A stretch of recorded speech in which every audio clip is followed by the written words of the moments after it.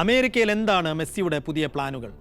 എന്തിനാകും നല്ല പ്രായത്തിൽ കരിയറിൻ്റെ പീക്ക് ടൈമിൽ ഡിപ്പോൾ മയാമിയിലേക്ക് വിമാനം കയറിയത്?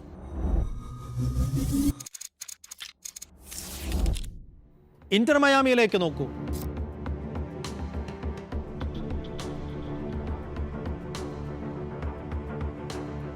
ഈ സീസണിൽ 31 കളികളിൽ നിന്ന് 24 ഗോളുകളാണ് അയാൾ അടിച്ചുകൂട്ടിയത്.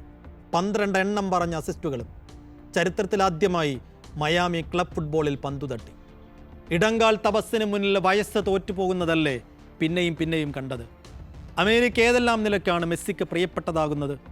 പ്രിയപ്പെട്ടവരെയെല്ലാം അയാൾ എന്തിനാണ് അങ്ങോട്ടേക്ക് മാടി വിളിക്കുന്നത്? സുവാരസും ആൽബയും ബുസ്കറ്റ്സും ആദ്യം വന്നു, പിന്നെ മെഷറാനോ വന്നു, ഇപ്പോൾ ദേ ഡീപ്പോളും വന്നിരിക്കുന്നു. 31 വയസ്സ് മാത്രമേ ഉള്ളൂ ഡിപ്പോളിനെന്ന് ഓർക്കണം. മാഡ്രിഡിൽ സിമിയോണിയുടെ എല്ലാ പദ്ധതികളിലെയും കുന്തമുന.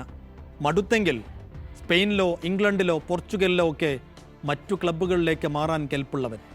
ഇനി പണമാണ് മുഖ്യമെങ്കിൽ സൗദിയിൽ റിയാൽ തൂക്കാനുള്ള തട്ട് റെഡിയാക്കി നിന്നതാണ് അറബികൾ.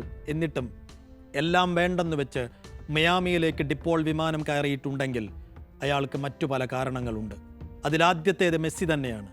നിലവിൽ ലോണിലാണ് മാറ്റമെങ്കിലും വരുന്ന ഡിസംബറോടെ 4 വർഷത്തേക്കുള്ള കരാറിൽ ഡിപ്പോൾ ഒപ്പുവെക്കുമെന്നാണ് കേൾവി.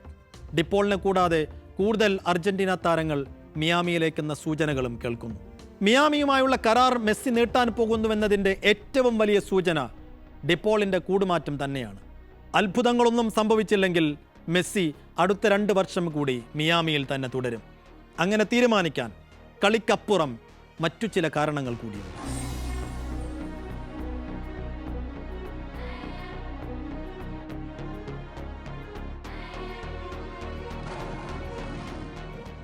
മെസ്സിയെ മയാമിയിൽ തന്നെ പിടിച്ചു നിർത്താൻ അത്യാകർഷകമായ കരാറാണ് ക്ലബ്ബും ബെക്കാമും അടക്കമുള്ള ഉടമകളും തയ്യാറാക്കുന്നതെന്നാണ് കേൾവി.